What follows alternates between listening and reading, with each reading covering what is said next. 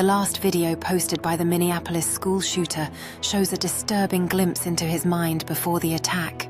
It's an 11-minute recording uploaded just 2 hours before the tragedy, and while we cannot show it here, we can explain what was inside. The video opens in a dimly lit room. On the table in front of him are several firearms, rifles, handguns, and multiple magazines. Each weapon is carefully arranged for the camera, and many of them are covered in writings.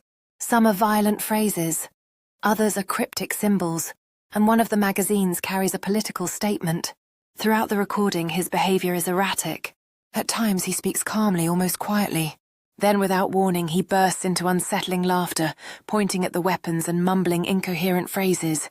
He shifts between mocking tones and moments that sound like confessions, creating an uneasy rhythm that continues throughout the video. At one point, he holds up sheets of paper, which he refers to as a manifesto. The writings include dark thoughts about self-destruction, anger towards society, and violent fantasies. Mixed in is a hand-drawn sketch of a church interior, complete with pews and doors marked out.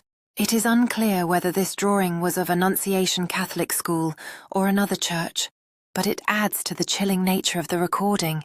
Another part of the video shows him speaking about his family. In a low, muttering voice, he seems to offer an apology, saying that they will understand later. Moments after, he snaps back into laughter, picks up a magazine and begins loading rounds into it as if nothing happened. The sudden change in tone makes the message even more disturbing. The personalization of his weapons is another detail that cannot be ignored. Along with words, some firearms carry strange markings and drawings, as if he wanted each gun to symbolize something specific. It's clear he wanted those watching to notice, leaving behind messages that were both threatening and bizarre. What becomes obvious while watching is that this was not a random recording. It was intentional.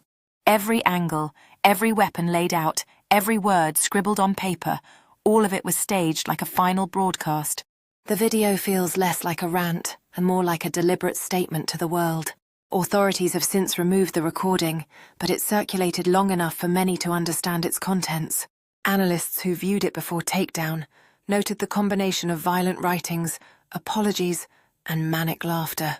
Together, these elements form a chilling window into the unstable mindset that preceded the shooting. While we cannot show the footage, understanding its contents matters.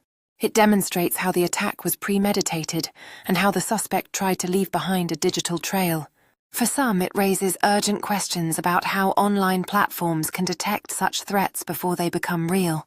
In the end, the shooter's final video stands as a disturbing preview of what he was about to do.